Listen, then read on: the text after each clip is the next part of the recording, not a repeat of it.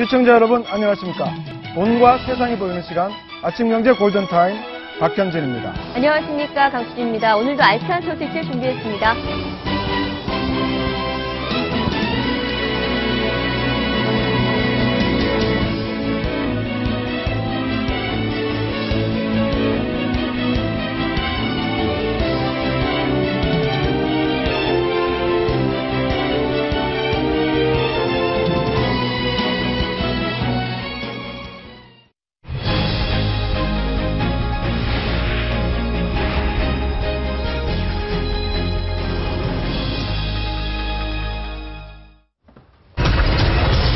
먹고 씹고 맛보고 즐기고. 네, 오늘 네, 골든타임 박상환 공간과 미디어 소장, 정철진 경제 칼럼니스트, 김태현 변호사, 그리고 장희영 한양대 겸임교수 네 분과 함께하도록 하겠습니다. 네, 어서 오세요. 반갑습니다. 안녕하세요. 네, 오복 중 하나라는 치아. 이 치아 그동안 임플란트나 뭐죠 이런 굉장히 치아의 비용이 틀리의 비용이 많이 들었는데 앞으로는 건강보험 적용이 된다면서요? 네, 일단 작년부터 이제 75세 이상 어르신들한테는 임플란트 건보가 적용이 됐는데요. 오늘 나온 뉴스는 이 올해 7월부터는 이 나이를 70세까지로 더 확대하겠다. 그러니까 올해 7월이 지나게 되면 이제 70세 이상 어르신들도 이제 자기 평생 1인당 2개의 임플란트를 건강보험을 받을 수 있다고 하는데 아마 대상이 11만 명, 12만 명 정도가 네. 이번에 또 혜택을 받을 거라고 합니다. 꽤 많네요. 네. 어르신들도 관심이 있으실 테고 네. 예. 어르신을 모시고 있는 자녀분들도 관심이 있으실 텐데 지금 나오는 것처럼 모든 치아가 적용이 되는 건 아니죠? 그렇습니다. 네. 지금 어금니가 적용이 되고 있는데 아마 오늘 발표된 거에 따르면은 앞니도 이번에 임플란트 1인당 2개 이제 포함시킬 것이다라는 얘기가 나오고 있는데 아마 그건 좀 지켜봐야 될 것 같습니다. 네, 일단 앞니까지 앞니와 어금니가 적용이 되는 것 같고, 그리고 평생 1인당 딱 2개까지만 그렇죠. 된다고요? 하나가 훼손되면 또 안 됩니다. 예. 2개밖에 안 된다는 점도 네, 유의를 하셔야 됩니다. 1차적으로는 어금니가 적용이 되는 거고 네네. 어금니 임플란트를 못하는 경우가 있어요. 뭐 잇몸이라든지 이런 문제 때문에 네네. 그런 경우에 한해서는 어금니 대신에 이제 앞니로 대체해서 받을 수 있도록 이렇게 조건을 만들어 놓은 것 같습니다. 지금 임플란트가 얼마나 싸지는 겁니까? 지금 예. 통상 어느 정도 하죠? 지금 뭐 200만 원대가 깨졌다는 뉴스 제가 봤거든요. 네네. 한 180만 원인데 이번에 시뮬레이션에 따라서 만에 하나 건강급여가 적용될 경우에는 최대 60만 원, 57만 원 선까지 떨어진다고 하니까 200만 원에서 뭐 50만 원대라고 하면 거의 한 4분의 1 가격 정도라고 생각하시면 될 것 같습니다. 임플란트 어려운 분은 틀니 선택하게 되는데요. 네. 틀니도 이번에 뭐 건보 적용에 제한이 있습니까? 그게 많이 헷갈렸던 게 뭐냐면 네. 틀니는 원래 됐었는데 왜 틀니가 또 나왔나 봤더니 틀니도 저도 잘 몰랐는데 뭐 종류가 여러 가지가 있는데 네. 금속형 틀니가 있다고 합니다. 네. 그럴 경우에도 이제 틀니도 앞으로 이 건강급여에 포함시키겠다 이런 내용이 함께 발표가 된 겁니다. 네, 지금 치과 임플란트 원래는 기존의 비용 환자가 전액 부담이었지 않습니까? 그렇죠. 그러면 한 180만 원, 150만 원 정말 네. 싸게 해서 150만 원 네. 정도였는데 비용으로 치면 얼마 정도 줄어든다고 보면 될까요? 그러니까 임플란트 같은 경우에 아까 말한 것처럼 한 50만 원대, 60만 50만 원대로 원대. 떨어지게 되고요. 틀니 같은 거는 정말 뭐 반의 반값까지 떨어질 수가 있어서 앞으로 틀니 임플란트 70세 이상부터 가능합니다. 올 7월. 70세 이상부터. 네, 확대가 된 겁니다. 예. 알고 봤더니 이것도 박근혜 대통령의 대선 공약 중 하나였다고 하는데요. 틀니와 임플란트 건보 적용. 근데 이게 상당히 비용도 많이 든다면서요. 그 당시 이제 박근혜 대통령도 그렇고 야당도 그렇고 사실 이제 복지를 좀 강화하지 않았습니까? 네네. 대선공약에서 그 와중에서 노인복지 차원에서 이제 임플란트랑 이런 틀니에 대한 건강보험 얘기가 나왔었죠. 그 대선공약이었고 뭐 꼭 대선공약이고 아니고 떠나가지고 사실은 노인복지를 위해서 임플란트나 뭐 어떤 치아에 대한 건강보험 확대는 사실은 불가피한 면이 있었죠. 아무래도 임플란트나 틀니 같은 것들 비용이 워낙 비싸기 때문에 노인들에게는 부담이 되는 게 사실이거든요. 다만 이제 결국 뭐 항상 나오는 얘기지만 복지에는 이제 재정을 어떻게 감당할 것인가가 문제가 되는데 글쎄 이 틀니나 임플란트 건강보험 확대에 들어가는 돈이 다른 복지에 비해서는 그렇게 크게 돈이 들어가는 것은 아니기 때문에 노인복지를 위해서 이걸 확대하는 건 좀 바람직한 방향인 것 같습니다. 13만 명, 12만 명이면 꽤 적용 대상이 큰 것 같습니다. 네. 관심 있게 지켜보는 게 좋을 것 같습니다. 다음 주제 이어가겠습니다. 네, 아픈데 약값도 안 줘. 최근 불효 소송을 주제로 한 드라마가 인기리에 방영된 적이 있었는데요. 드라마가 아니라 현실에서 불효 소송이 벌어졌습니다. 네. 아버지가 아들에게 약값도 안 준다는 이유로 소송을 냈는데 누가 이겼습니까? 누가 이겼을까요? 아버지가 이기지 않았죠. 아, 그러니까 심정적으로는 아버지가 이기는 게 맞죠. 모든 네. 국민이 다 그렇게 생각하실 겁니다. 야, 아들이 아버지 약값도 안 주고 불효 아니야? 그러니까 아버지가 이겨야 되는 게 맞는데 실제로는 아버지가 졌죠. 아, 네, 좋습니까? 졌습니다. 이게 왜 그러냐면 아버지 얘기는 뭐였냐면 야 내가 너를 20년을 키워줬어. 근데 네가 20년 성인 된 다음에 나한테 이렇게 불효를 해? 그러니까 내가 너 키워준 20년 동안 키워준 뭐 어떤 양육비 같은 거 키워준 거 내놔. 이렇게 해서 이제 부당이득 반환 청구를 하신 건데 문제는 우리 법상 보시면 부모는 미성년의 자녀를 양육할 의무가 있습니다. 네. 20살까지 자녀를 키우는 거는 아무리 자녀가 밉든 뭐 고우든 간에 키워야 되는 게 부모의 의무인 거죠. 네. 그러니까 의무를 다한 것이기 때문에 그걸 나중에 돌려달라는 거는 법원 입장에서는 법리적으로 받아줄 수 없었던 거죠. 네. 결국 아들이 뭐 법상으로는 승소를 한 거지만 결국 뭐 그건 법이고 인간적인 도리로서 아들이 승소한 건 아니죠. 사실. 네, 불효 소송에서 이렇게 부모들이 대부분 승리하기가 굉장히 어렵다라고 하는데 그렇기 때문에 뭐 대부분 증여재산 반환 소송이라거나 뭐 네. 부양료 지급 청구 소송 이쪽으로 좀 소송을 많이 낸다고요? 그러니까 증여재산은 건 뭐냐면 우리 이제 그 증여를 하잖아요. 이제 자식한테 재산을 줍니다. 근데 원칙적으로 해제가 안 돼요. 그 준 걸 다시 뺄 수가 없어요. 뺏을 수 있는 경우 중에 하나가 뭐냐면 어떤 부양 의무를 다하지 않았다든지 네. 뭐 그런 부분들. 예를 들어서 뭐또 증여를 할 때 야 내가 이거 집을 줄 테니까 대신 나 죽을 때까지 네가 나를 잘 모셔야 된다 이렇게 조건을 걸었는데 그 조건을 이행하지 않았다든지 그런 경우에는 그런 증여를 해제할 수 있는데 사실 뭐 그게 부모와 자식 간에 그런 소송을 하는 게 참 바람직하진 않죠. 또 사실 근데 재산을 부모 입장에서 오죽하면 증여하면서 그렇겠어요. 그런 뭐 부모 자식 간의 계약서 같은 거를 쓰지 않기 때문에 이길 확률이 사실 크지 않다. 높지 그러니까 않다. 아까 말씀하셨던 그런 조건 거는 것도 그냥 자식을 줄 때 야 내가 이제 너한테 이렇게 집을 주니까 한 달에 얼마씩 나 용돈 주고 나 아플 때 보여줘. 그거 계약으로 써놓는 사람이 어디 있어요? 부모님이 그렇죠. 다 안 하죠. 그냥 증여세 부담하시고 주지. 근데 나중에 그런 문제가 생겨서 그거를 들고 나오게 되면 자식 입장에서는 무슨 소리세요? 아버지 그냥 나 줬지 언제 그런 조건 거셨어요? 이런 얘기들을 하거든요. 그러니까 사실은 말씀하신 대로 지적하신 대로 승소하는 것이 참 난망한 건 맞죠. 근데 궁금한 게 재판부 입장에서 보면 양육의 의무는 있다는데 네. 부모가 부양의 의무는 없습니까? 그럼 자녀가 부모에 대한 부양의 그러니까 부양의 의무란 게 지금 미성년의 자녀를 부모가 양육할 의무는 아까 있다고 말씀드렸고 네. 부부끼리는 그게 있어요. 부부끼리. 아, 부부끼리는? 예, 그래서 부부끼리 그게 있어서 재산 분할할 때 일종의 그 과거의 부양료라든지 미래의 어떤 그런 것들도 좀 잠재적으로 산정을 해주곤 하는데 자식이 부모에게 효도할 의무는 우리 인간의 법에는 있는데, 우리 마음속의 법에는 있는데, 우리 법전에는 자식이 부모를 부양해야 될 의무가 규정이 되어 있지는 않거든요. 그렇기 때문에 저것을 가지고 손해배상 청구 소송하는 게 조금 쉽지는 않았던 것 같아요. 그러니까 이거 만약에, 근데 이런 건 있어요. 만약에 그 부모님이 지금 자식한테 대해서 과거에 내가 너를 키워줬던 돈을 내놔라 이런 식으로 소송하신 거거든요. 그게 아니라 소송을 좀 바꿔서 네. 어찌됐든 네가 나한테 지금 이렇게 고혈압 약도 안 주고 이래가지고 내가 정신적으로 너무 충격을 받았다. 네. 위자료 청구 소송을 하시면 큰 금액은 아니지만 어느 정도는 승소할 가능성도 조금 있지 않을까라는 아이디어. 위자료로. 근데 이제 우리 네. 이런 문제를 법리적으로 보면 이제 법이 너무 정교하다, 너무 많다. 법은 한 10개만 있으면 된다. 불효하면 광장에서 태형을 당한다. 뭐 이렇게 하면 되는데 이게 이제 사람의 어떤 그 인섭, 관섭, 사람의 마음과 사람 마음과 인간관계에서 일어나는 모든 복잡한 일들을 법리적으로 어떻게 다 해석을 하겠습니까? 그렇기 때문에 이 문제를 부모가 자식의 문제를 법리적으로 본다는 자체가 하나의 쓸쓸한 일이죠, 사실. 그렇죠. 맞아요. 네.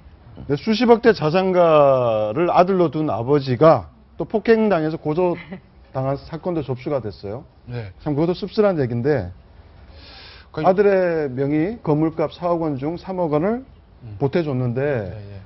너는 왜 나를 부양하지 않느냐 뭐 이런 내용입니다. 1억, 나오고 1억 있는데. 원도 안 줬고 네? 또 예. 치매에 걸린 아내와 나를 찾지 않았다. 네. 뭐 이런 내용이죠. 참 요새 씁쓸한 뭐 내용이에요. 워낙 이 경제 상황 자체가 사실은 제가 안 좋아서 다 그런 거죠. 만약에 뭐 사이 좋을 때는 다 좋지 않습니까?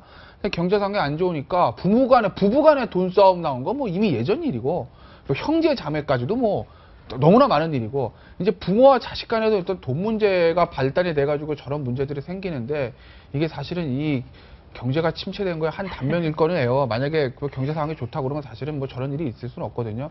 근데 다만 경제가 아무리 안 좋고 사는 게 힘들더라도 가족끼리 부모와 자식 간에 지켜야 할 금도란 게 있지 않습니까? 그런 금도를 넘는 일들은 없었으면 합니다. 네. 네, 지금 심정적으로는 불효소송 많이들 이해하는 분위기인데 법이 못 따라가고 있는 분위기이기도 한데요. 점점 더 무너지는 이 같은 부양의 의무 여실히 드러난 사건이 어제 있었습니다. 네. 바로 어제 빌라에서 불이 났는데 딸이 네. 어머니보다 개를 먼저 구했다고요? 무슨 네. 얘기입니까? 아니 그러니까 진짜 마이클 존의 빌라에서 불이 났는데 이 딸이 노모가 있음에도 불구하고 여기 나오고 있네요. 노모보다 자기 애완견을 먼저 구했다는 거예요.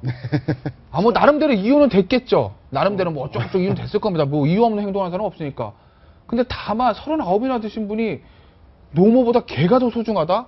글쎄, 저거를 저는 사실 저 판단해야 부분은 저 딱 기사 제목만 보면 상당히 불효한 자식 같은데 사실 네. 내면은 아무것도 모르는 거잖아요. 네, 그냥 전 좋게 해석을 해보고 싶어요. 어떻게 해석하고 싶냐 하면 불이 났어요. 근데 당장 누구를 구할 만한 상황은 아니었어. 근데 네. 뛰어나가다 보니 개가 눈에 보이더라. 저 이렇게 억지로 해석을 하고 싶은데 나오자마자 그래도 안에 어머님과 할머니가 계시다. 얼른 구출해 달라. 이런 얘기는 했다고 하는데 네, 네. 문제는 그 뒤에 개가 한 마리 더 있어요. 이 말했다라는 부분이 상당히 좀 마음에 기사를 꼼꼼히 좋게 보려고 해도 읽어보면, 예, 기사를 꼼꼼히 읽어보면 네. 이 어머니가 한 분이 계셨는데 그녀의 또 어머니가 또 계셨던 거죠. 맞아요. 즉 아. 3대가 살고 있었는데 그 두 번째로 나온 그러니까 39살 씨의 어머니보다 어머니도 또한 애완견을 한 마리 들고 나왔다고 합니다. 네. 그러면서 노모가 안에 또 있다라고 사실은 딸과 똑같은 이야기를 했더라고요. 네. 그거 아주 잘 지적해 예. 주셨는데, 네. 예, 그 기사를 꼭 일독해 주시면은 뒷부분 넘어가면서부터 맞아요. 잠깐 헷갈리게 됩니다. 왜냐하면 갑자기 노모도 또 이 애완견을 안고 나오게 되는 대목이 나오거든요. 그렇게 되면서부터 이게 무슨 내용인지 한 2번 정도 읽게 되는데,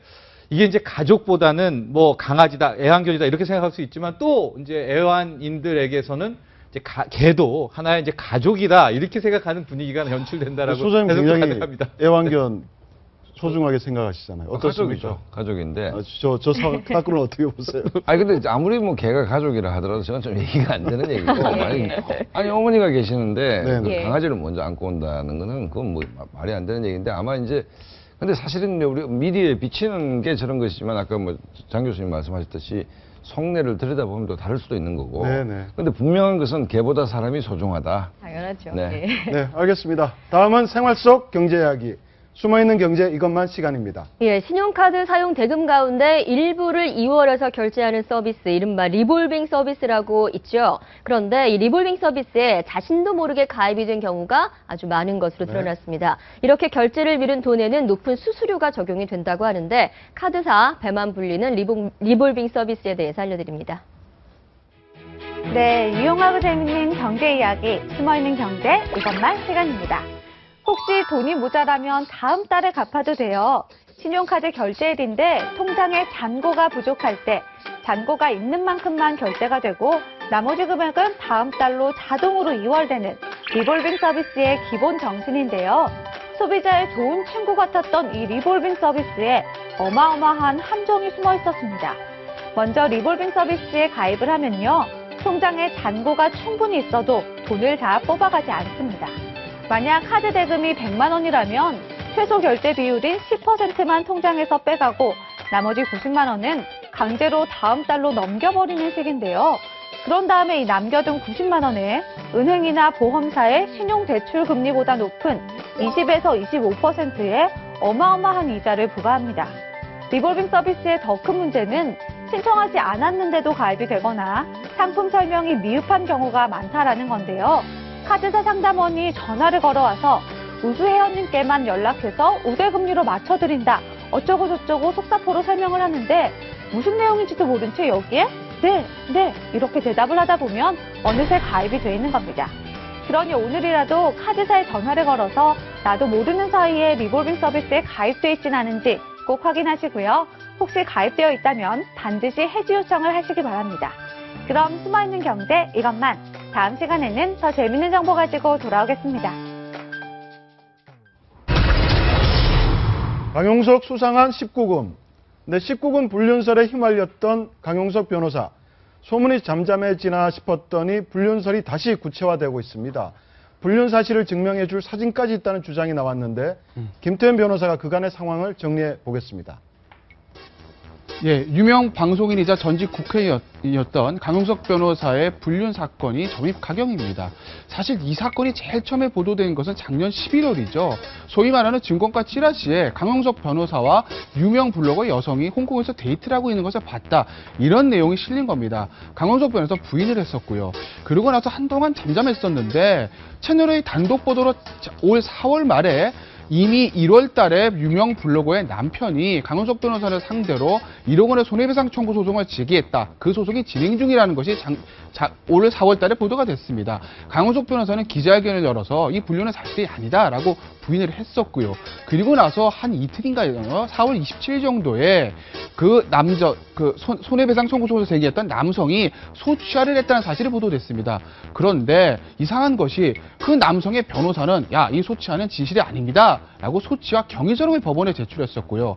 어제 채널A 단독 보도 결과에 보면 그 변호사가 이런 얘기를 했다는 겁니다. 이 소취하는 그 남성, 즉 소를 제기했던 유명 블로거의 남편의 의사가 아니라 제3자가 제기한 소취하다. 그렇기 때문에 그 소취하는 무효고 우리는 계속 소송을 진행할 것이다. 더군다나 강용석 변호사와 그 유명 여성 블로거 간의 불륜을 증명할 수 있는 사진까지 가지고 있다라고 어제 그 변호사가 밝혔는데요.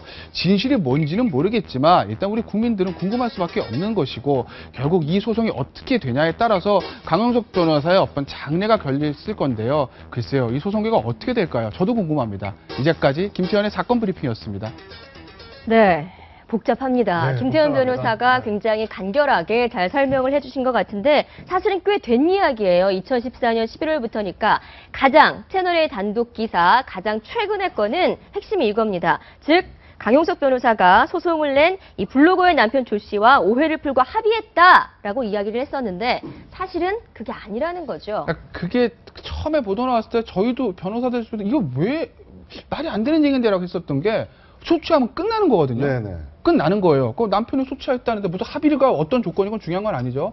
그런데 남편의 변호사가 소취와 경위서라는 걸 썼다는 거예요. 이 소취가 어떻게 된 것이다. 그 필요 없는 얘기 굉장히 이례적인 거거든요. 그러니까 재판부가 소취를 안 받아주고 재판을 열었어요. 열려고 했어, 정확하게 얘기하면. 그래서 소취가 안 됐던 건데 그래서 철양설이 얘기가 많았죠. 이게 뭐 때문에 이러냐라고 했더니 알고 봤더니 어제 그 남자 쪽 변호사 얘기는 그 소취가 남편이 한 게 아니라 제3자가 한 거다.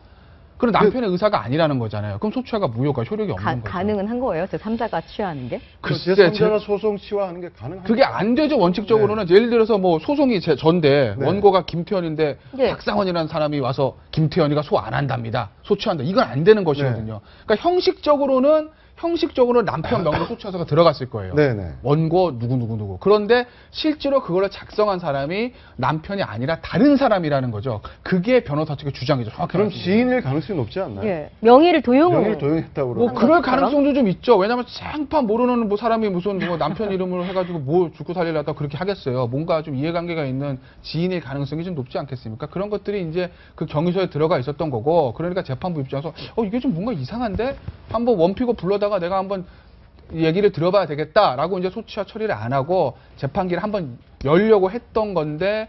강용석 변호사 측에서 이제 소송 연기 신청을 해가지고 그 재판이 아마 제가 알기로는 6월 초 정도에 잡히는 걸로 알고 있습니다. 네. 예, 물론 이 불륜 스캔들의 당사자인 강용석 변호사의 이야기를 들어보는 게 순리인 것 같은데 사실 채널A에서 계속 접촉을 했었죠. 했으나 연락이 되지 않았습니다. 자, 강용석 변호사 이 스캔들 불거지고 난 이후에 다른 방송에서 어떻게 반응을 했는지 한번 들어보실까요? 46살에 그런 스캔들의 주인공이 됐습니다. 지난주에 사실 저희 마포을하고 뭐 서울에 한 7군데 정도 지구당 조직위원장 공모를 했거든요. 원래 그런 거 공모할 때쯤에는 그런 게 막 터져 나와요. 근데 결국 이럴 때 가장 중요한 건 증거인데 예. 저 블로거 남편이 증거 사진이 있다고 얘기했잖아요. 어느 정도 증거 사진이 있어야 그러니까 이게 또 이게 소송에서 유리한 네. 입장을 점할 수 있는 거예요. 이게 아시겠지만 간통죄는 폐지됐잖아요. 네. 예. 그러면 형사 고소한 것도 아니고, 그러니까 무슨 성관계 장면 이런 건 필요 없어요. 근데 문제는 이게 민사상 손해배상이거든요. 네. 근데 민사의 손해배상에서 했을 때 부정행위라고 하는 거는요, 그 형사상의 간통보다 범위가 넓죠. 그러니까 무슨 성관계 뭐 사진, 뭐 호텔 들어가 이런 것 필요 없고, 아니, 일반적인 경우에 뭐 강용석 변호사랑 이 블로거가 그렇다는 게 아니라 일반적인 경우에 뭐 부정행위 입증하려면 예를 들어 뭐 카카오톡 메시지라든지 네네. 뭐 자기 뭐 보고 싶었어 뭐 어쩌고 이런 것들, 그런 것들이라든지 뭐 둘이 뭐 다정하게 있는 모습이라든지 그런 것만 있어도 법원을 하고 이 두 남녀가 이게 무슨 성관계까지는 모르겠지만 뭔가 좀 무슨 썸을 탄다고 그래야 되나? 예. 부정행위가 있었다는 걸 충분히 추정할 수가 있거든요. 그냥 네. 이게 굉장히 폭이 넓죠. 이거 사실은 인정될 수 있는. 오히려 간통죄가 있을 때보다 어떤 증거로서의 어떤 효력 같은 건 범위가 더 넓죠. 민사니까. 있겠네요. 민사상 손해배상이니까. 그러니까 민사상 손해배상할 때 어떤 상대방의 부정행위라는 거 꼭 어떤 성관계 없어도 되는 것이거든요. 예. 어떤 우리가 소위 말하는 뭐 플라토닉 러브란 말이 맞을지 모르겠지만 그런 경우도 뭐 오피스 와이프 이런 얘기들 하지 않습니까? 네. 그런 경우들도 사실은 민사에서는 부정행위를 넓게 잡아주기 때문에 남자 입장, 그 남편 입장에서는 증거의 범위가 선택할 수 있는 범위가 넓죠, 사실은. 네. 근데 문제는 이제 이게 강용석 씨가 아니라면 이게 뭐 예. 화제가 되지도 않는데 이제 워낙 뭐 방송 출연을 많이 하고 그다음에 이제 정치적 재기를 꿈꾸고 있기 때문에 이게 이렇게 이제 일파만파로 확대되는 게 아닌가 싶은데 사실은 이제 이게 좀 신중하게 보도가 돼야 된다고 생각을 저는 하는 것이 이게 그 만약에 정치 생명과 관련된 얘기 아닙니까? 네네. 사실 잘못됐을 경우에는 정치 재개가 무산될 네. 뭐 그것도 있는 것이기 때문에 뭔가 강용석 그 전 의원 같은 경우 굉장히 좀 정치적으로 좀 위기다 뭐 이렇게 봐야 될 것 같습니다. 예, 어떤 증거가 있느냐에 따라서 이미지에 또 심각한 훼손이 될 수도 있다. 그렇죠. 이거 만약에 강용석 변호사 같은 경우에는 남자층에서 뭔가 진짜 사진을 제시를 해서 무슨 사진인지 모르겠지만 만약에 소송에서 패소한다라고 하게 되면 그러면 사실 엄청난 타격이거든요. 왜냐면 정치적 생명에도 영향을 미칠 수가 있다. 왜냐면 저는 사실 이제까지 이 소송 나왔을 때 뭐 사실 여부 상관없이 절대 남자 측이 못 이길 거다. 이건 강용석 변호사가 승소를 끝낼 거다 얘기를 했었어요. 왜냐면 그런 사진들을 증거로 입수한다는 게 쉬운 게 아니거든요. 설사 뭐 진짜 네. 관계가 있다 하더라도. 네. 그런데 만약에 저쪽 여자 측에서 정말 만약에 본인들 주장이지만 뭐 증거를 제출하는 게 있다라고 하게 되면 그러면 사실은 강용석 변호사가 이게, 승소할 수 않을지 좀 의심이 되는 핵심은 거거든요. 사진인 것 같습니다. 왜냐하면 이게 그 유명한 몇 년을 끌었던 사건이 뭐냐면 판교 연민정 사건이다 그래가지고 매일 그 SNS에서 글들이 떴던 사건인데 어쨌든 객관적인 사진은 이제 뭐 그것도 증명이 되지 않았지만 이제 그 여인이 있고 그 뒤에 강용석 씨의 얼굴이 이렇게 흐릿하게 나와 있던 이제 그 사진 하나로부터 이야기가 굉장히 촉발이 된 거거든요. 네. 지금도 실은 객관적인 증거는 아직은 없고 네. 남편 측이 제시할 거라는 이제 그 사진인데 불륜 입증의 사진. 그래서 저도 일단은 뭐 반신반의하면서 그 남편 측에서 어떤 수위의 사진을 좀 내놓을지 과거의 그 사진 말고요. 그걸 한번 지켜봐야 우리가 그 판단을 좀 더 내릴 수 있을 것 같아요. 네, 알겠습니다. 다음 달 소송이 진행된다고 하니까 한번 네. 지켜볼 필요가 있을 것 같습니다. 다음 주제 이어가겠습니다. 네, 황교안의 사람들, 황교안 법무부 장관이 총리 후보 내정이 됐죠. 그와 관련해 주변 인물들 또한 관심이 쏠리고 있는데요.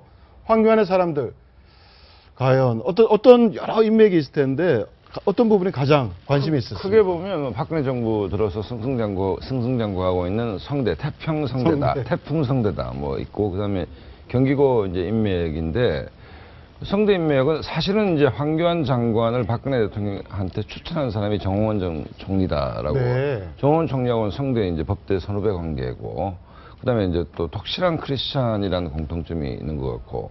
그다음에 이완구 전 총리도 이제 성대 출신이죠. 그러니까 성균관대 인맥이 이제 현 정부 들어서 워낙 잘 나가고 있다. 안종범 수석도 지금 성균관대로 그렇죠. 알고 있고 경기고 인맥은 좀 독특한 게 뭔가하면 내 친구들은 전부 야당이야. 이제 노회찬 전 의원, 뭐 이종걸 지금 원내대표인데 지금 당장 이제 청문회 하려면 이종걸 원내대표가 지휘를 하게 되는데 친구끼리 이제 마주보게 되는데 이종걸 원내대표하고는 경기고도 동문이고 이제 아마 성대법대도 동문이고 네. 성대법대를 이종걸 이제 잠깐 원래 다니다가 다니다가 이제 다녔죠. 서울대로 네. 1년 오고 정도. 검사 생활도 뭐 같이 했고 뭐 이렇기 때문에 절친한 친구인데 사실은 경기고라는 고등학교가 뭐 동문의식 워낙 똑똑한 사람이 많기 때문에 동문이라 해서 특별히 봐주고 하는 분위기는 아닌 거로 김태현 변호사 맞죠? 그렇다고들 하죠. 네. 그래서 그 황교안의 경기고 인맥에는 뭐 김태현 변호사도 들어간다는 설이 있긴 하지만 저는 확인이 안 된 바고 재밌는 게 뭔가 하면 노회찬 전 의원과 황교안 장관의 인맥입니다. 고등학교 친구인데 전혀 다른 길을 간 게 한 사람은 정말 공안통으로 공안검사로 갔고 예. 한 사람은 공안 사건의 피의자로 평생을 살아온 분인데 공안 사건 때문에 노회찬 전 의원이 구속 이제 됐을 때 검찰 수사를 받았다고 그래요. 그러니까 이제 황교안 검사가 옆방에서 수사를 받는데 친구가 수사받고 있으니까 자기 방으로 불렀대요. 네네. 불러가지고 따뜻한 차도 한 잔 주고 잠시 이렇게 이제 따뜻하게 좀 있게 하면서 이제 맛있는 것도 좀 먹이고 하면서 이제 이렇게 했잖아. 요즘 뭐 구치소생활 괜찮지 이러니까 노회찬 전 의원이 뭐 친구 앞에서 야 힘들어 하기보다는 야 그래도 교도소 많이 좋아졌더라 이렇게 이제 얘기를 하니까 황교안 그 당시 검사가 뭐라는가 하면 바로 그게 문제야. 왜 죄를 짓고 교도소 가는데 교도소가 그래 좋아야 돼. 뭐 이렇게 얘기하더라.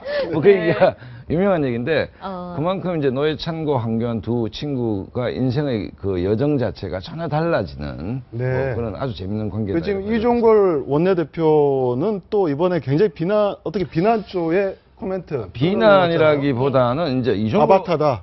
아, 네. 그렇죠. 이종걸 원내대표는 친구 이전에 지금 야당이 굉장히 어려운데 야당의 원내 사령탑 아닙니까? 그러니까 원내를 총지휘해야 되는 어떤 그런 사령관 입장에서 아무리 뭐 고등학교 동창이 총리가 됐다 한들 지금 자기 집에 큰 불이 나 있는데 지금 친구 봐주게 돼 있습니까? 그 다음에 야당으로서는 이 문제가 황교안 뭐 총리했을 때 아마 소스라치게 놀랐을 겁니다. 네. 왜냐하면 이제 결국 어제 그 청와대 발표도 뭔가 하면 사정정국을 가겠다는 얘기 아닙니까? 네. 정치개혁 사정정국 했을 때 1차 타겟이 누구겠습니까?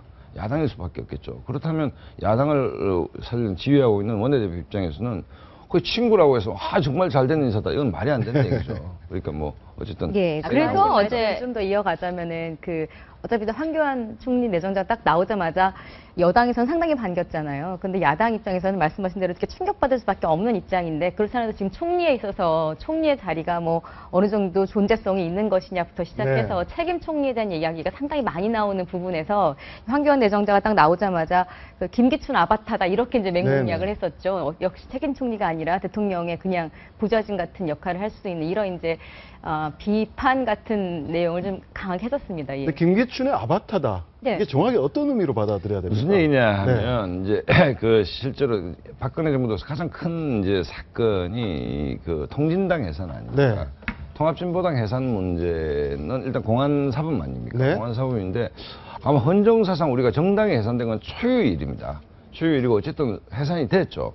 이 문제를 이제 법무부 장관인 황교안 장관이 실질적으로 이제 지휘를 했고 그 뒤에 이른바 공안정국 그다음에 황교안 장관식으로 이제 표현을 하면 비정상의 정상화, 법치주의 기반 위에 나라를 세운다라는 이 철학적 공유, 이 철학적 원조가 김기춘이고 이걸 충실히 구현한 것이 황교안 장관이다. 뭐 그런 면에서 이제 박근혜 대통령을 지지하는 층에서는 정말 나라의 기본을 바로 세웠다라고 보는 것이고 똑같은 사안을 보고 서로 야당은 그렇게 뭐냐면 쓰는 거네. 지나치게 공안적으로 몰고 가는 거 아니냐. 국가의 기본은 공안적 시각에서만 보는 거 아니냐. 네.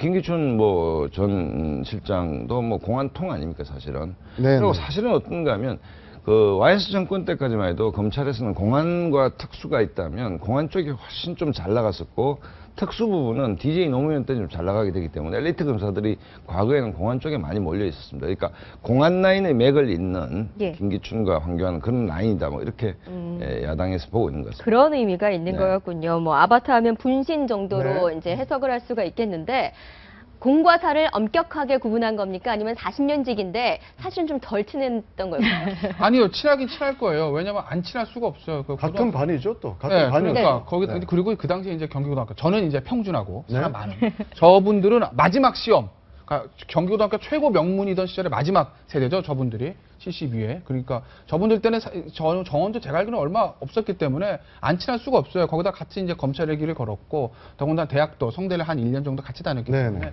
안 친할 수가 없는 건데 제가 이종걸 원내대표라도 그렇게 얘기를 하죠. 아, 친구야 축하한다. 뭐 이럴 수는 없지 않겠습니까? 지금 진짜 야당의 원내대표도 본인의 직분을 다해야 되는 것이니까. 물론 뭐 마음속으로는 편치 않겠죠. 본인의 40년지기 친구가 총리 됐는데 뭐 공격하고 싶은 사람은 어디 있겠어요. 하지만 어쩌겠습니까? 공과 사는 엄격하게 구분해. 예를 들어서 야당으로서는 뭐 강구로 나올 수밖에 없죠. 이종걸 대표가 저처럼 정치 논평을 하고 있으면 뭐 그렇게 심하게 하지는 않을 겁니다. 네. 예를 들어서 저도 개인적 곤혹스러운 게 저 고등학교 동기가 조국 교수인데 예를 들어 제가 정치 논평을 해야 되는데 조국 교수 뭐에서 평가를 해라고 앵커 물으면 사실 곤혹스럽거든요. 네네. 예. 뭐 고등학교 같은 반은 아니지만 근데 어쨌든 뭐 이종걸 그 원내대표 같으면 예를 들어서 정치 평론가 이종걸이다. 그러면 뭐 황교안 장관에서 그렇게 신랄하게 이제 공격은 하지 않을 텐데 지금 뭐 그럴 처지는 아닙니다. 지금. 네네. 그 지금 황교안 내정자 네. 인맥도를 경기고 인맥, 성대 인맥을 짚어봤는데 네, 또 밑에 하나는 좀 법정에 느낌이 끄는 게 세운 있어요. 여인들도 꽤 있습니다. 예. 이거 한번 설명을 좀 해주시죠. 거기는 사실 뭐 인맥이라기보다는 황교안의 칼에 쓰러져간 여인들 이게 맞겠죠. 네네. 네, 물론 뭐 김현희 씨는 뭐 나중에 사면을 받았습니다만 어쨌든 김현희 씨는 잘 아시겠지만 칼기 폭파 사건이었고 그렇죠. 이거는 이제 황교안 장관이 수사를 했던 것이고 근데 물론 이제 사형 선고를 받고 사면을 받았죠. 임수경 씨 미리뿡 임수경 의원이죠 지금 미리뿡 사건 당시에 좀 굉장히 센세이션하지 않았습니까? 네. 80년대 말에 그때 이제 수사를 했던 거고, 그러니까 김현희 씨와 임수경 의원은 80년대 말 90년대 초에 황교안 장관의 공안검사에서 일선에서 뛰던 시절의 얘기들인 거고, 네. 직접 수사를 한 것이고, 이정희 이 통진당 전 대표죠. 이분 같은 경우는 시청자 여러분 잘 아시겠지만 황교안 장관이 법무부 장관으로서 통진당 해달 진두지휘하지 않았습니까? 네. 그리고 통진당의 어떤 이정희 대표가 대표였고, 그리고 두 사람이 이제 공개법정에서 변론 맞대결을 펼쳤죠. 첫 재판과 마지막 재판에서요. 네, 창과 그리고, 방패의 싸움으로 그렇죠. 유명했습니다. 그리고 이정희 통진당 전 대표가 사법연수원 다닐 때 황교안 장관의 사법연수원 교수를 있었습니다. 네. 물론 직접 지도한 교수는 제가 아닌 걸로 알고 있어요. 네. 근데 어쨌든 같은 학교 사법연수원의 교수와 제자로 있었기 때문에 사제지간의 대결이다, 그런 얘기들이 있었죠. 그러니까 이런 것 때문에 지금 굉장히 앞으로의 뭐 공안 정국 이렇게 얘기하는 거 아닙니까? 야당에서 굉장히 반발하고 있고, 그동안에 이런 검사로서 또 법무부 장관으로서 이 법정에 세운 이런 여인들을 바라보면서 앞으로 이런 공안 정국이 계속 이어지지 않을까 이런 우려를 하는 것 같은데요. 공안 정국이라기보다는 사정 정국. 사정 정국이죠. 네. 공안 정국이라는 것은 뭐 이념, 네. 뭐 헌법 문제니까 사정 정국인데, 이제 사정 정국인데 어쨌든 지금 총리 자리가 거의 한 달 정도 비어 있어도 뭐 총리가 없어도 나름 잘 돌아가네 정도 국민들이 그렇게 느끼는 판에, 사실은 오늘 뭐 신문 칼럼을 보면 뭐 사정정국 하려면 법무부 장관으로서 검찰을 지휘하는 게 맞지 총리로서 맞느냐 이 문제, 또 새누리당에서 벌멘 소리가 나오는 것이 5월 28일 날 사실은 여야 간에 공무원연금법 합의를 해야 되는데, 네네. 야당이 제일 싫어하는 사람을 굳이 총리로 임명을 한 이유가 뭐냐. 새누리당은 끊임없이 선진화법 하에서 야당하고 협상해가지고 타협을 해야 되는데 막 알러지 반응을 내는, 굳이 이분을 총리로 임명한 이유가 뭐냐, 뭐 이런 볼멘 소리가 나오는데, 어찌됐든 총리 황교안 카드를 통해서 박근혜 대통령이 얘기하고 싶은 바는 나라의 기본을 바로 세우겠다. 정치개혁, 부정부패 척결 정치개혁을 통해서 국가의 기본을 바로 세우겠다. 그래서 황교안 장관도 비정상을 정상화하겠다라고 얘기를 했는데, 야당이 받아들이기에는 이른바 표적 수사, 타겟 수사를 하지 않겠냐는 공포감들이 일종의 표현되고 있다 이렇게 봅니다. 네, 황교안 총리 후보자 현재 58세. 그래서 인사청문회를 통과하게 되면 50대의 총리가 탄생을 하게 되는 거죠. 그런데 생각해보면 부총리, 뭐 황우여 부총리나 최경환 부총리 모두 다 연장자입니다. 뭔가 내각에서 우리나라 나이가 또 중요하기 때문에. 아주 그게 이제 나이 따지는 게 이제 한국 문화인데, 예를 들어서 미국 오바마 대통령 굉장히 젊은데 그럼 어떻게 합니까? 근데 그게 그렇게 이제 예를 들어 황우여 뭐 부총리나 최경환 부총리나 정치를 오래 하신 분들인데, 뭐 그것 때문에 지휘력이 안 생긴다 뭐 그렇게 보지는 않고, 오히려 연령적으로만 본다면 뭐 우리 저 꺼진 불도 다시 보자가 박근혜 정부 들어왔는데 다 은퇴하신 분들이 전부 다시 복귀를 하니까, 아, 평소에 리타이어하신 대선배님 인사도 좀 자주 다녀야 기회가 오지 않겠나 얘기를 했는데, 모처럼 좀 젊은 총리가 온다는 거는 분위기상 뭐 나쁘지는 않는데, 황교안 장관 이미지가 연세가 50대라 해서 저분이 그 국정을 운영하는 스타일이 50대만큼 역동적일 것인가는 저 개인적으로는 좀 글쎄요다. 아. 네, 알겠습니다. 네, 다음 정치 얘기 이어가겠습니다. 네, 야권의 삼각관계. 새정치연합 문재인 대표의 제안을 뿌리친 안철수 전 대표, 박원순 시장과는 만남을 이어가면서 굉장히 화기애애한 모습을 보였는데요. 지금 현재 세 사람의 관계, 저희가 판넬로 한번 정리해 봤습니다. 예, 판넬을 좀 지금 황교안의 중요할 인맥도가 동안요. 올라와 있기 때문에 네. 좀 바꿔주셔야 될 것 같고요. 자, 어제 바로 안철수 전 대표가 남북 경제 협력 관련 좌담회에 이 두 분을 초청을 한 거죠. 굉장히 분위기가 화기애애했다고 합니다. 안철수 의원 잠 못 잘 정도로 설레었다. 박원순 시장과의 만남에 대해서. 그리고 박원순 시장, 안 의원이 부르면 언제든지 가겠다. 안 의원이 기획하면 서울시가 실천한다라고 말을 했고요. 자, 여기서 문재인 대표 표정이 좋지 않습니다. 근데 사실 어제 발언이 굉장히 오그라들 정도로 안철수 의원이 정치적 수사에 굉장히 늘었는데요. 사실은 뭐 박원순 시장 만났는데, 만나면 언제든지 만날 수 있는 것이고, 전화하면 뭐 차 한잔 마실 수 있는데, 사실은 박원순 시장은 안철수 의원한테 부르면 언제든지 가야죠. 시장 만들어준 게 누굽니까? 2011년 서울시장 그렇죠. 재보선 선거 네, 때 안철수, 큰 도움을 그 당시 줬죠. 안철수 교수가 전격적으로 양보를 했기 때문에 그 당시 뭐 박원순 시민단체 대표의 인지도라는 것은 거의 미미한 수준이었으니까 수염도 수로하게 산에 있다 내려와가지고 옆에 있다가 안철수 그 당시 교수가 전격적으로 양보함으로써 이제 시작되는 단초를 이제 기회를 잡았는데 어찌됐든 저 문제는 뭐냐면 김한길 대표가 정리를 잘했죠. 새정치민주연합에서는 개파라고는 하나밖에 없다. 친노밖에 없는 것이고 비노라는 것은 친노 아닌 사람들 그냥 무리들이 비노인데 그럼 친노 아닌 사람은 누구냐? 뭐 안철수, 박원순, 김한길 뭐 정도 되겠죠. 근데 어제 모임은 이제 반문재인 전선을 과연 형성하는가의 뭐 어떤 그 맥락에서 이제 기자들이 좀 재밌게 본 것 같습니다. 네. 네, 좌담회에 참석한 또 한 사람 바로 말씀하신 김한길 전 대표인데요. 어제 좌담회에서 이런 얘기를 했습니다. 한번 들어보겠습니다. 문재인 대표님께서 대권 행보를 독주하면서 나머지 두 분을 옆에 세우는 정도의 모양새 가지고는 국민들께 좋은 평가를 받기가 어려울 것입니다. 비노라고 불리는 사람들은 하나의 조직으로 뭉친 개파가 아닙니다. 새정치민주연합이라는 울타리 안에 있는 동지들입니다. 개파 문제로 우리 당의 문제를 푼다는 것은 정답이 아니라고 생각하는 것입니다. 식사를 부탁을 했는데 엉뚱하게 저런 얘기를 했어요.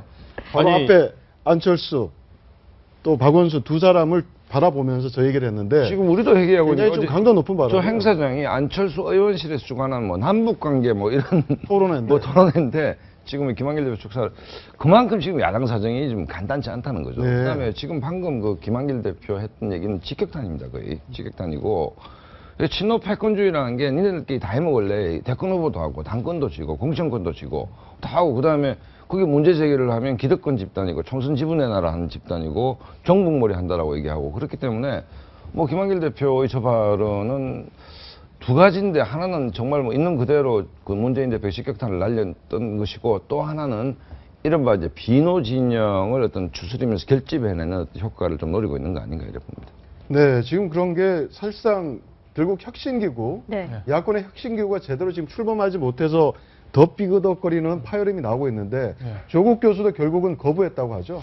그러게요. 조국 교수 뭐 사실은 그 모 방송국 나와서 인터뷰 할 때는 제안 오면 안 할 이유가 없죠. 뭐 이렇게 얘기 안 했습니까? 그래서 이제 조국 교수가 가는 거 아니야. 다들 이렇게 관측을 했는데 조국 교수가 뭐 언론의 비판에 부담을 느꼈는지 본인이 안 하겠다고 했어요. 100명 서생 불러내지 마시고 대들기를 잘하세요. 130명이나 있잖아요. 이런 얘기를 했거든요. 그렇죠. 그러니까 이제 네. 본인이 안 하겠다고 한 거고. 그러면 사실 문재인 대표 입장에서 굉장히 난감한 거죠. 문재인 대표 진짜 속내가 뭔지 모르겠으나 어찌됐건 안철수 의원 고사. 거기다가 조국 대표 고사. 그럼 이제 카드가 없는 거죠. 그러니까 뭐 얘기에서는 김상곤 교육감 얘기 나옵니다. 근데 김상곤 교육감 같은 경우에는 본인이 할지 안 할지 모르겠지만 김상곤 전 교육감 추천한 사람이 지금 이종걸 원내대표라고 하거든요. 네. 이종걸 원내대표는 어찌됐건 친노는 아니죠. 친노는 아니기 때문에 이종걸 원내대표가 정말 김상곤 교육감을 추천한 거고 김상곤 교육감이 오케이 한다고 하면 김상곤 교육감이 올 가능성도 높은데 과연 글쎄 저는 김상곤 전 교육감을 가지고 이 혁신위가 제대로 될지 이 난국을 돌파할 수 있는 저는 의문입니다. 왜냐하면 김상곤 전 교육감은 인격 굉장히 훌륭하고 훌륭하신 분이지만 물론 조국 교수처럼 친노, 친문적인 세력이 강한 분은 아니지만 어찌됐든 굳이 나누자면 굳이 노냐 아니냐, 친노냐 아니냐라고 굳이 이분법적으로 한다면 친노 쪽에 가까운 분이거든요. 제가 네네. 어제도 말씀드렸지만요. 혁신이 비대요. 이거는요. 지금 당권을 잡고 있는 세력이 친노, 친문이기 때문에 친노가 아닌 사람, 친문이 아닌 사람, 나와 결이 완전히 틀린 사람, 나와 색깔이 틀린 사람이 와야 이 혁신이가 제대로 혁신해놓고 굴러갈 수 있지. 나랑 생각이 좀 비슷한 사람 와서 그래 내 생각이 맞아 이런 결론 내놓으면요 이거는 뭐 아무것도 죽도 밥도 안 되죠. 그래서 저는 김성건 전 교육감보다는 오히려 좀 더 비노 세력에 가까운 분, 좀 더 노무현 대통령과 친노 친문 세력과 결이 다르고 멀리 있는 사람을 하는 게 맞지 않나 싶습니다. 네, 알겠습니다. 다음은 북한 소식 하나 전해드리겠습니다. 북한 김정은의 친형인 김정철로 확실시되는 인물이 4년 만에 카메라에 포착됐습니다. 북한의 김정은 체제가 들어선 뒤에 김정철의 동향이 드러난 것은 이번이 처음입니다. 이미지 기자의 보도 먼저 보시죠. 밝은색 티셔츠에 짙은 가죽 외투를 입은 남성. 김정은의 친형이자 김정일의 차남, 김정철로 추정되는 남성입니다. 일본 TBS 방송은 영국 런던에서 열린 에릭 클랩턴의 공연장에 김정철이 여자친구로 보이는 여성과 함께 나타났다고 보도했습니다. 김정철은 파마를 한 듯한 머리였고 동행인은 짧은 머리의 젊은 여성이었습니다. 방송은 외교 소식통을 통해 김정철이 베이징과 모스크바를 경유해 런던에 도착한 사실을 확인했다고 덧붙였습니다. 에릭 클랩턴의 열렬한 팬으로 알려진 김정철은 2006년과 2011년에도 각각 독일과 싱가포르에서 열린 에릭 클랩턴 공연장을 찾았다가 카메라에 포착된 바 있습니다.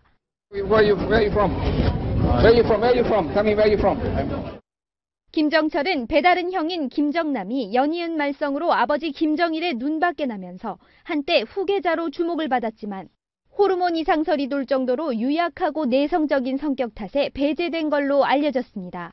하지만 2013년 숙부 장성택 처형 당시 장성택 측근들을 체포하는 데 깊이 관여했고 고위급 자제들의 모임인 봉화조의 수장으로서 동생 김정은을 돕는 근위대 역할을 하고 있다는 관측이 나오기도 했습니다. 채널A 뉴스 이미지입니다. 네, 김정철 4년 만에 외출.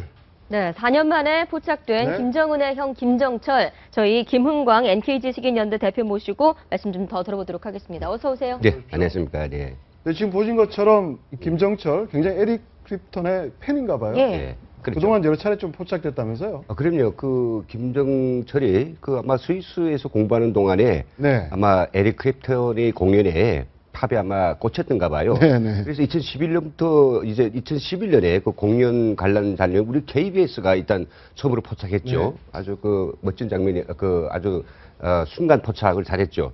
그 뒤로 지금 오늘 4년 뒤에 이번 일본의 TBS가 포착했는데요. 참 제가 재간들이 좋다고 그랬어. 그 어찌다 공연 광고 어떻게 그렇게 딱 만나가지고 네네. 찍었을까? 아마도 모름지기 에릭 클랩턴이 공연을 좋아하니 김정철이 나타날 것으로 생각하고 매년 아마 찍지 않았을까 이렇게 예상도 해보죠. 네. 그만큼 에릭 클랩턴의 공연을 김정철은 완전히 광팬이다 이렇게 네네. 이제 말할 수 있겠죠. 예, 네. 얼마나 지금 뭐 열성적인 팬이냐면요. 2006년에 독일의 에릭 클랩튼의 공연을 모두 다 따라다니면서 관람을 했다고 하고 2011년 싱가포르 공연 때도 함께 했고요. 그리고 이번에 2015년 런던 공연에서도 포착이 된 거죠. 에릭 클랩튼 역시 김정철을 알고 있다고 합니다. 그 정도로 굉장히 굉장히 화면을 친분이 있다고 보시면 하는데. 4년 동안에 굉장히 야윈 모습이에요. 야윈 모습이고 네.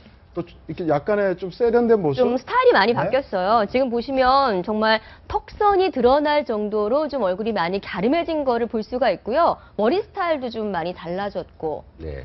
사실 머리 스타일은 뭐 그때 남자들은 별로 헤어에 굉장히 관심 쓰는 건 아니지 않습니까? 머리 스타일은 모르겠는데 이제 얼굴 모양이 상당히 가름해졌어요. 운동을 통해서 쌀을 뺐는지 아니면 또 성형 수술을 했는지 그건 알 수 없습니다만 눈으로 볼 때는 상당히 가름해졌다. 그리고 제가 4년 동안 이제 김정은 정권이 들어서 가지고 너무나도 피비린내 나는 숙청과 살육을 계속해 왔는데 이 동생이라고 그만뒀을까? 왜냐하면 사람들이 이제 이렇게 독재자가 그 굉장히 이제 기승을 부릴 때 상대 그 형제라든지 이런 줄 댈 때가 있으면 사람들이 당연히 마음이 약해가지고 그쪽으로 이제 쏠리게 되거든요. 그러면 김정철은 좌이든 타이든 이 김정은이 견제를 받게 되어 있습니다. 그래서 네네. 혹시나 문제가 있지 않을까 했는데 보니 건강은 하네요. 뭐 쫓겨나서 거기 가서 지금 외부에서 사는지 모르겠습니다. 그럴 가능성은 없고요. 상당히 뭐 그래도 뭐 영국에 가서 서방 가수의 공연을 본다는 건 그만큼 여유로운 그런 모습을 보이고 있다. 그래서 문제가 없다 이렇게 볼 수 있겠죠. 근데 김정은의 친형이죠, 김정철. 그래서 친형이죠. 북한 내 위상은 어떻고 지금 네. 왜 해외에 나와서 있고 이거 좀 시청자들 설명을 좀 해주시죠. 그러니까요. 김정철은 김정일과 그리고 이제 고영희 사이에서 태어난 네. 이남 일녀 중에서 이 제일 맏 아들입니다. 예. 어머니가 고영희. 고영이죠. 예, 네. 예, 고영이죠. 그 어머니는 2012년에 이제 그 사망을 했고요. 그런데 이제 2004년인가 이제 이제 사망했죠. 예, 대표님 잠시만요. 지금 총리 후보자로 내정된 황교안 전 법무장관 첫 출근길 어떤 발언이 있나 한번 잠깐 보실까요? 네, 들어가고 있는 모습이죠. 네, 기자들이 지금 어떤 발언이 있지 않을까 해서 저희도 급하게 현장을 연결했었는데 아무런 발언이 없이 지금 과천 정부종합청사로 들어간 것으로 보입니다. 자, 말씀 계속 이어가도록 하겠는데요. 네. 지금 김은광 대표께서 말씀하셨던 어떤 고영희의 친자, 김정철, 김정은 그리고 김여정까지 3명입니다. 네네. 그렇다면 북한 내에서의 김정철의 위상은 좀 어떤가요? 예, 김정철이 위상은 사실 뭐 김정은이라고 하는 존재가 알려진 2009년까지는요. 명실상부 북한의 김정은 후계자로 네. 완전히 각인되셨죠. 우리 2009년까지. 2009년까지요. 네. 우리 한국의 연구자들도 대북 전문가들 다 김정철이가 후계할 것이라고 생각했어요. 예측을 깼어요. 2009년에 정은이 나타났습니다. 네. 예, 그리고 김정은이 예정대로 김정일이 죽고 나서 바로 진짜 제 국방위원회 국방위원장으로 이제 제1위원장으로 올라섰고요. 권력을 독차지했죠. 그러면 1인자로 예상됐던 김정철은 어떻게 됐을까? 그냥 소리 없이, 아무 소리도 없이 그냥 아예 잠적해 버렸고요. 그래, 그 대신 김여정은 보시는 것처럼 지금 뭐 김정일의 그 단독 수행하면서 군부대 뭐 경제 부분 가림 없이 완전 동분서주하면서 따라다니는 지금 뭐 거의나 1인자 할까, 2인자 할까, 예, 2인자의 그런 모습들을 구체화하고 있는 것들을 볼 수 있죠. 네, 왜 이렇게 후계 구도에서 밀려났습니까? 전문가들 모두 예상했어요. 예, 아마도 김정은은 뭐 아시는 것처럼 둘째니까 이 북한 사회에서는 야, 당연히 장자가 모든 걸 해야 되지 않느냐 이런 그 암묵적인 그런 어떤 이해가 있거든요. 네. 그럼 사람들이 첫째가 있고 둘째가 있다 이런 말을 하기 싫은 거죠. 북한으로서는 북한 주민들한테 알려주기 싫단 말이죠. 북한 주민들은 아직도 김정일의 아들이 뭐 김정은 하나밖에 없는가 생각할 겁니다. 예, 그런 식으로 이제 그 함구문하면서 김정철을 갖다가 띄워놓으면 첫째고 둘째고 이런 말이 나오고요. 그리고 또 뭐 사실상 어떤 그 김정은이 그런 독재 체제를 구축해 감에 있어서 특별히 동생이 남자인 동생이 나서서 할 일은 없단 말이죠. 여자인 동생이 할 일이 있어도 그래서 아마 그를 그냥 그 물밑에 잠겨버리지 않았나 이렇게 생각됩니다. 김정일이 이제 아들 둘을 두고 저울질을 했겠죠. 저울질을 했는데, 이제 김정일의 어떤 그 본인의 그 여러 군데 들려오는 것은 정치를 하기에는 큰아들이 너무 유하다. 농구 시합 같은 걸 시켜보면 승부욕이 김정은은 굉장히 강했는데, 김정철 같은 경우에 좀 유했고, 그다음에 좋아하는 취향이 드러나잖아요. 에릭 클랩튼을 좋아하고 김정은 같은 경우에는 마이클 조던을 좋아하는, 농구를 좋아하는. 그러니까 저 농구를 하더라도 큰아들 팀, 둘째 아들 팀을 이렇게 해서 운영을 해보면 뭐 큰아들 팀은 좀 유하게 팀을 이끌고 가는데 왜서 이제 김정은 같은 경우에는 뭐 실패 문제 독려도 하고 질책도 하고 하면서 그렇기 때문에 아버지 입장에서 봤을 때는 둘째가 역시 이른바 정치 근육이라 그러죠.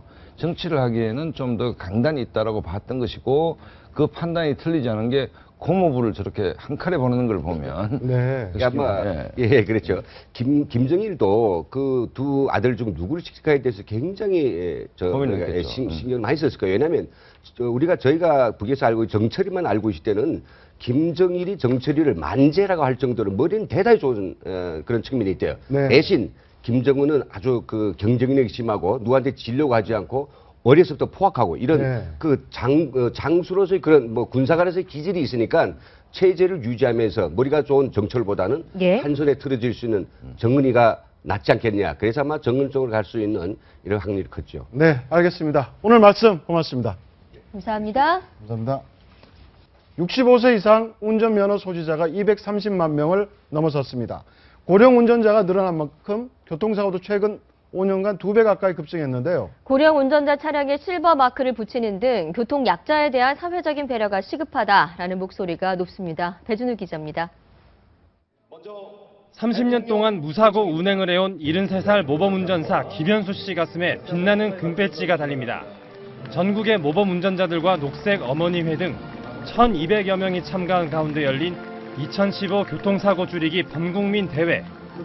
무사고 운전자 11명에 대한 표창 수여와 함께 늘어나는 고령 운전자 교통사고에 대한 우려도 제기됐습니다. 65세 이상 고령자 운전면허 소지자가 지금 현재 작년에 보면 230만 명을 넘어서고 있습니다. 고령 운전자의 교통사고는 급증하고 있는 추세입니다.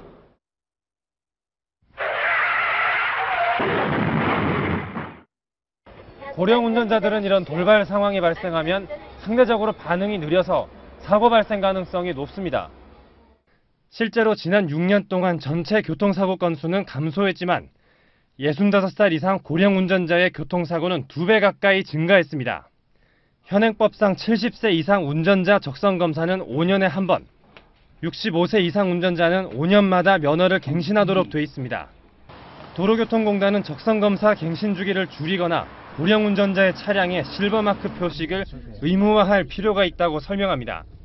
강신명 경찰청장도 고령 운전자의 교통사고를 줄이기 위해 교통약자에 대한 사회적 배려가 시급하다고 강조했습니다. 채널A 뉴스 배준우입니다. 네, 지금까지 아침 경제 골든타임이었습니다. 고맙습니다.